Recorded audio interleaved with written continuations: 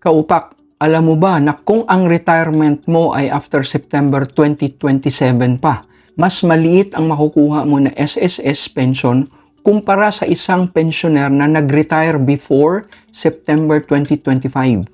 Kahit na pareho lang ang amount at bilang ng iyong contribution sa SSS. Parang dihado ka, ano? Bakit kaya ganon? Pag-uusapan natin yan sa video na to kasama ang mga pwede mong gawin para magkaroon ka ng sapat na pondo para sa iyong retirement. Last year, inimplement ng SSS ang Pension Reform Program kung saan itataas ang pension ng mga retirees ng 10% taon-taon mula September 2025 hanggang September 2027. Ang total na increase sa loob ng 3 taon na ito ay lalabas na nasa 33%. Maganda ang programang ito, pero hindi lahat ng SSS members ang makikinabang nito. Marami ang nagkamali ng akala at kasama na ako doon na ang increase ay para sa lahat, sa mga retired na at sa mga magre-retire pa lang. Hindi pala ganoon. Base sa guidelines ng SSS, ang makakatanggap lang ng increase sa pension ay ang mga kasalukuyang tumatanggap na ng pension o mga retired na. Kung magre-retire ka pa lang, katulad ko, sorry, wala tayong increase. Kaya ang magiging resulta nito, mas mababa ang iyong monthly pension pag retire mo kumpara sa isang pensioner na retirado na bago pa na-implement ang Pension Reform Program. Kahit na pareho lang ang contribution ninyong dalawa sa SSS. Para mas maging malinaw kung paano ba talaga ina-apply ang increase at kung sino-sino ang makikinabang nito, magbibigay ako ng example. Halimbawa, merong 4 na magkakaibigan, si Aida, si Lorna at si Fe, at ang nag-iisang lalaki sa tropa na si June. Kahit na close sila, magkakaiba ang kanilang retirement dates. Si Aida ay nag-retire na last year, January 2025. Sumunod naman si Fe na nag-retire noong January 2026 lang. Si Fe ay nakaschedule na mag-retire next year sa January 2026. Si June naman ay magre-retire sa January 2027. Ipagpalagay natin na pare-pareho ang contribution nila sa SSS at ang kanilang average monthly salary credit o AMSC ay 20,000. At ang kanilang credited years of service o CYS ay pare-pareho rin na 25 years. Base sa formula na to na sinusunod ng SSS sa pag-compute ng regular pension, ang tatanggapin ng bawat isa kapag sila ay retired na ay 11,300 monthly. Pero, ang actual na amount na makukuha ng bawat isa ay magkakaiba dahil magkakaiba ang kanilang retirement date. Pasadahan natin. Noong nag-retire si Aida, ang kanyang pension ay 11,300 monthly. Pagdating ng September 2025, kung kailan in-apply ang unang 10% na increase, ang kanyang pension ay naging 12,430. Si Lorna, Fe at June, wala pang pension dahil hindi pa sila retired noong 2025. Ngayong parating na June 2026, ia-apply ang pangalawang 10% na increase. Kaya ang pension ni Aida ay magiging 13,673.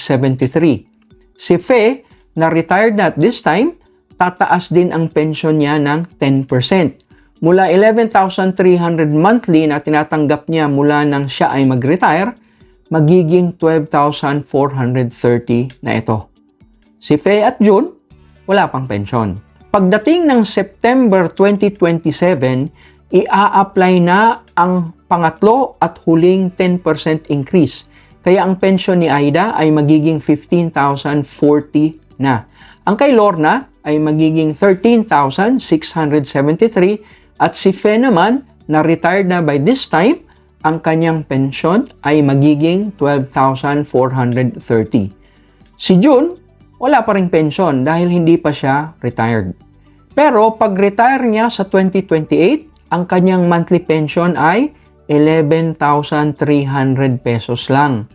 Samantalang si Fe, 12,430 ang pensyon.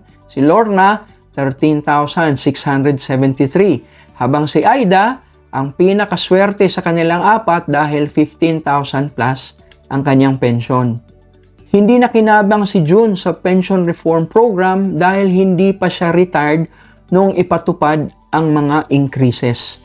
Posible lang na matataas ang monthly pension ni June kung maisipan ng gobyerno na itaas uli ang pensyon ng mga retirees.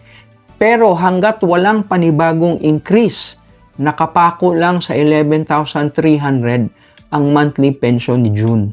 Kung titingnan mo, parang hindi fair. Pare-pareho lang naman ang contribution nila pero dahil lang mali ang timing ng retirement ni June, mas mababa tuloy ang kanyang pensyon. Mas mababa ng mahigit 3,700 monthly kung ikukumpara sa pensyon ni Aida. Makakabili ka na ng mahigit isang sakong bigas sa amount na to. Kadalasan, kapag may pagtaas ng pensyon, hindi lang dito sa atin, kundi sa ibang bansa rin, meron talagang mga miyembro na medyo dehado katulad ni June. Fair man ito o hindi, sa tingin mo, wala talaga tayong magagawa dahil ito ang naging patakaran sa pag-implement ng pension reform program. Napakalaki kasi ng epekto sa pondo ng SSS kung ang 33% na increase ay i-apply sa lahat kasama ang mga future retirees.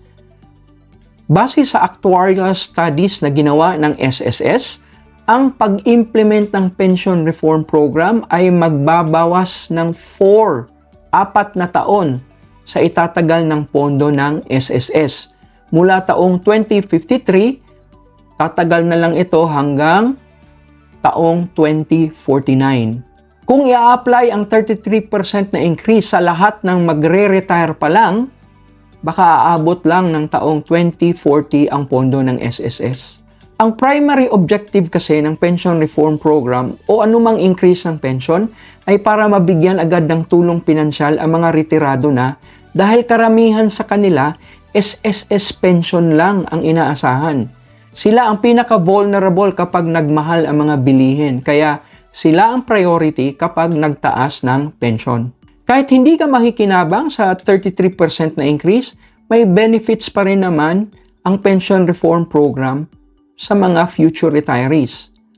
Una dito ay ang mas malakas at matatag na pension system bunsod ng mga reforma na kasama sa programa.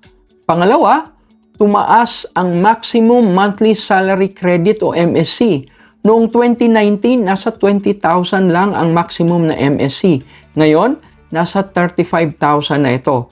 Ang ibig sabihin ng mas mataas na MSC ay mas mataas din ang makukuha mo galing sa SSS. Pero sa totoo lang, ang makikinabang lang nito ay yung mga kumikita ng mahigit 20,000 monthly dahil may contribution sila sa My SSS Pension Booster kung saan kikita ito ng interest. Kaya may additional sila na matatanggap na amount bukod sa regular pension. Pero kung mas mababa sa 20,000 buwan-buwan ang iyong sahod o 3,000 lang pababa ang iyong monthly contribution, kung ikaw ay OFW, self-employed o voluntary member, walang pakinabang sa iyo ang mas mataas na maximum MSC dahil wala kang contribution sa pension booster. Pero may option ka naman na magdagdag ng contribution sa pension booster kung gugustuhin mo at kung kaya ng iyong budget. Ang pagbibigay ng dagdag pension ay nakakatulong din para mapanatili ang tiwala at kumpiyansa ng mga tao sa ating pension system. Kapag mas matatag at mas credible ang SSS, mas gaganahan ang lahat na patuloy na mag-contribute na nakakatulong para masigurado na may aabutan pa na pensyon ang mga susunod na henerasyon. Para sa karamihan ng mga retirees, hindi talaga sapat ang pensyon na makukuha nila sa SSS. Kaya hindi pwedeng dito lang tayo aasa. Para masigurado na magiging mas komportable ang iyong pamumuhay sa iyong pagtanda, kailangan meron ka pang ibang mapagkukunan ng pera bukod sa SSS. Ito ang iba't ibang paraan para magkaroon ka ng sapat na retirement fund na pandagdag sa iyong pensyon. Una, Dagdagan mo ang iyong iniipon at mag-invest ng regular. I-maximize mo ang ipon at investments habang kumikita ka pa. May mga available investments sa market na maganda ang kinikita katulad ng Pag-ibig MP2, kaya mas mabilis mapalago ang iyong pera. Number 2, maging wais at matipid sa paggastos para mas malaki ang maiipon at maiinvest mo buwan-buwan. Pangatlo, dumiskarte at maghanap ng dagdag na pagkakakitaan para lumaki palalo ang iyong iniipon at iniinvest. At pang-apat, habang malakas ka pa, itry mo ring mag-establish ng negosyo at mag-develop ng iba't ibang passive income streams kagaya ng rental properties, REITs, at dividend-paying stocks na tuloy-tuloy na magbibigay sa iyo ng pondo kapag ikaw ay retired na. Kung isa ka sa hindi makikinabang sa 33% increase ng pensyon, huwag mo nang stress ang iyong sarili dahil wala ka naman talagang magagawa para mabago ang mga patakaran ng SSS.